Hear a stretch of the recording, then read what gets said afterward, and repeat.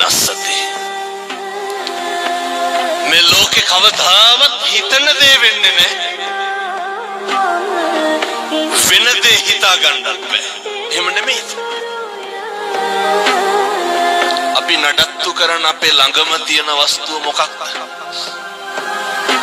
අපේ ඇඟ, අපේ ශරීරය නේ. මේ කිසි ටික වෙනස් වෙන්නේ නැද්ද?